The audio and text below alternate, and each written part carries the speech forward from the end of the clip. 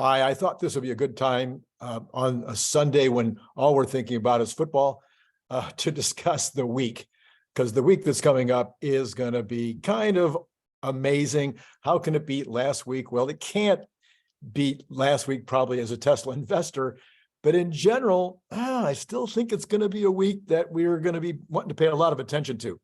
So where do we go from here? Let's start with Tesla stock or Tesla itself. What can we look for next week? Well, we've had this huge run up. What can we usually anticipate with any stock that's had this kind of run up?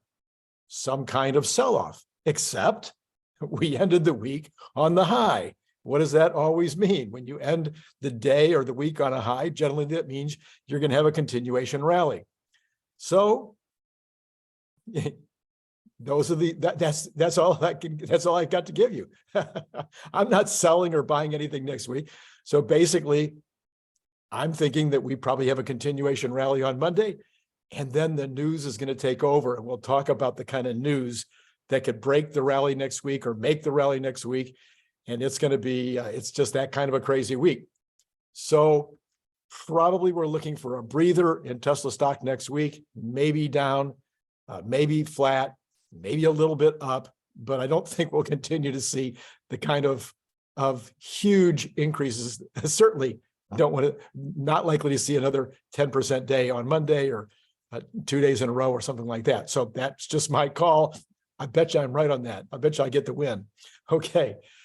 We will be looking at a couple of numbers next week from, from Tesla. One of those is going to be the China shipping numbers that should come out on Friday. Could come out, I guess, as early as Thursday, but I think typically 2 days.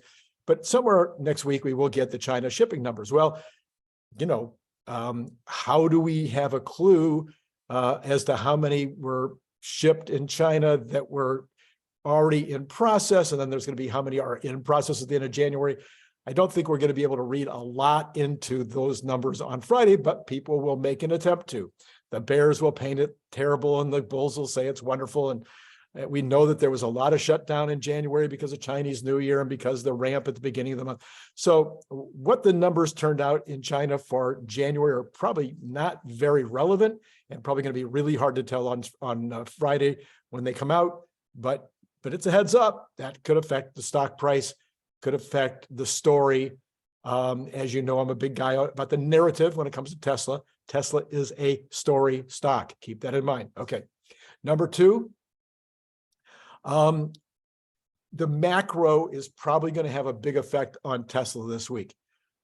Tesla for the last, I want to say for the last 7 to 10 months has been heavily macro driven. Yes, it has a 2 times beta. And so if the stock market goes up, or if the S&P goes up 1%, or NASDAQ goes up 1%, Tesla tends to go up 2, and the same thing on the downside. Some days are bigger or less than that, but it does tend to follow this macro. Even more so if you follow Kathy Wood's stocks and all of the her actual her company stocks. These growth stocks, Tesla follows even more closely. So you can see when Tesla is merely responding to the news of the day and the attitude of the day, as opposed to when it's really a Tesla move. And so I have that set up on my phone that way so that I can see what's happening with the various growth stocks and with the NASDAQ and the S&P. Tesla does not follow the Dow at all. Well, okay, some days, sure. When everything's going the same direction, yeah, it follows, but much, much closer to following the NASDAQ, and then ARK Invest and ARK G and all the other ARKs. If you have those on your phone, just lay it out. You can just watch Tesla and they'll almost follow minute by minute. Okay, so this is one of those times when good could be bad and bad could be good. So we're wanting the Fed to make certain decisions. And so they're going to make their decisions based on the economy not being good. Anything that's negative in the economy is a good thing for the Fed, more likely to lower rates or not raise them. And anything that's good, that looks like the economy is continuing to boom, well, that means they might be more likely to go for 50 basis points instead of 25. So this could be that kind of week as well. really, really big is all of the major tech stocks are going to be reporting. So you've got Apple, Google, Amazon, Meta. Then you've got other majors, ExxonMobil, Pfizer, UPS, McDonald's, Caterpillar, Starbucks, Ford, and General Motors.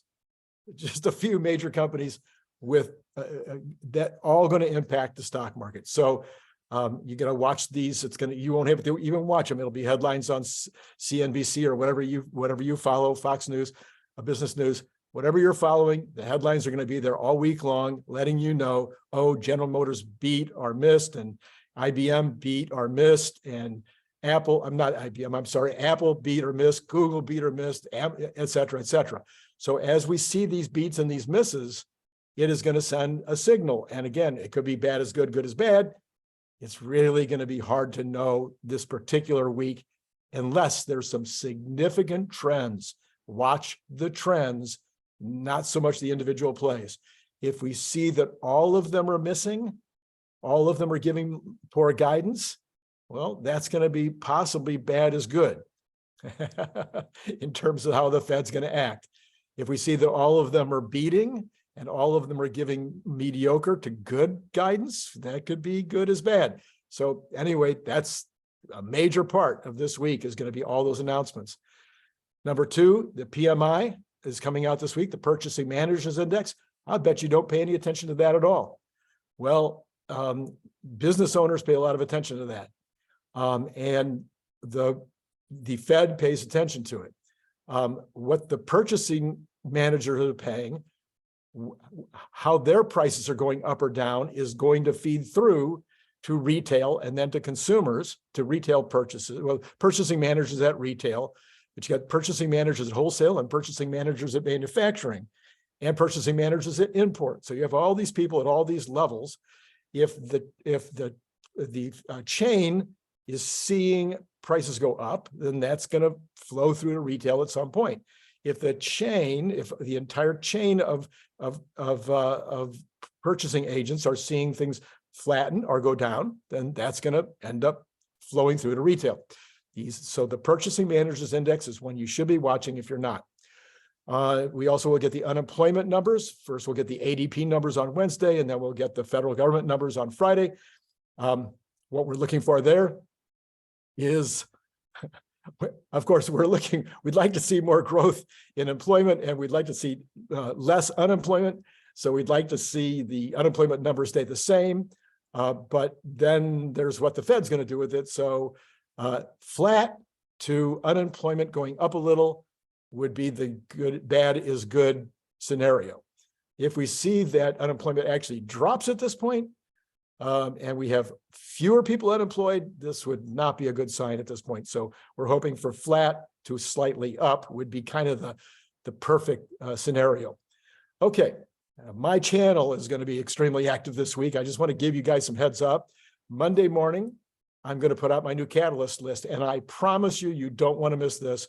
My new catalyst list is going to have stuff on there that's going to blow your mind. You're not expecting it. It's almost as unexpected as the opening of the new facilities at Sparks, Nevada.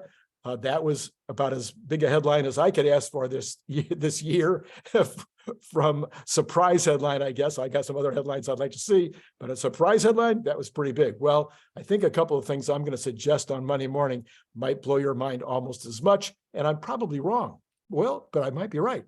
All right, number two, from now on, every month you can count on it. Kathy Wood gives her analysis on Friday. I will give my analysis of Kathy Wood's analysis on Saturday.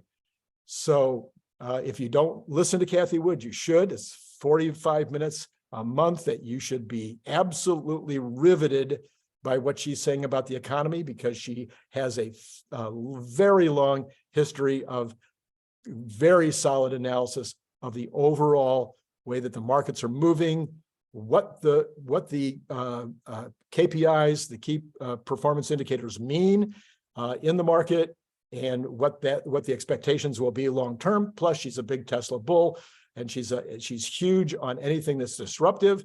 And so, since that's the business we're in, listening to Kathy, to me, just seems like a no-brainer every month.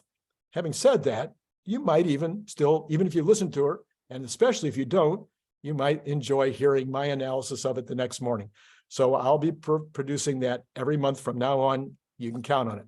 Okay, number 3 is I'm going to have an interview with Alexandra Mertz, famously known as the Tesla Boomer Mama, and that will probably be released on Thursday or Friday. We are going to talk about an entire range of things, kind of like if you didn't see my Dylan Loomis interview, you need to go back and look at that. We had a great time. It had a huge response, on YouTube, and because we did things a little differently. I'm trying to be Lex Friedman. I never will be, but I'm trying to interview these people in a way that we can find out the human side of them and learn a little bit more about them. And yet at the same time, I want to get some solid knowledge and information that's going to help you play the market or help you to better understand Tesla or better understand how the future is unfolding under these amazing technologies that we're all part of. So that'll be out Thursday or Friday. On Monday night, I'm getting interviewed by Herbert Ong again for Brighter with Tesla. The interviews that we've done together, both the one I had him on the other day, you want to go take a look at that one also. I thought it was one of the best interviews I've ever done, and I did 3 years of talk radio. So you may want to look at that one. And but in addition, he has interviewed me now, I think 3 times, maybe 4 times. A couple of those have just almost gone viral. People have really enjoyed those interviews, the 2 of us together. So that will probably be out on Tuesday or Wednesday after he has a chance to edit or do what he needs to do to it. I've been playing Zoom tag with Jimmy Sunny. Who is Jimmy Sunny? He wrote the book, The Founders, which is all about the founders of PayPal, including Elon Musk. And I've read the entire book. It's a book that you might really enjoy. The personalities, what was called the PayPal Mafia, that was around Elon Musk during that time, as well as how Elon Musk operated and what he did, which is a foretelling of the way that he operates and does things now. If you'd read that book, it may not have been quite as surprising to see this massive price drop. But anyway, I still missed it. So having read the book, I still missed it. But there you go. That's analysis is not perfect. Never has been, never will be. Anyway, I'm hoping he and I have just been going back and forth trying to find a time that we can both do it. So hopefully this week I'll get that interview done, get that one up. And I'm working on 2 or 3 other really great interviews that I'm sure you'll enjoy. So that's the next week. I mean, holy cow, it's just filled with stuff. I'm hoping that you're enjoying this channel. If you like this kind of content, please like it. Definitely looking for folks to get involved with Patreon. We need more people on Patreon, not just so that you can help support the channel, but also because I want this to be a place where we can talk about the future together and actually get some conversations going about what is the impact of all this tech on your and my future. Hey, it's been great talking to you.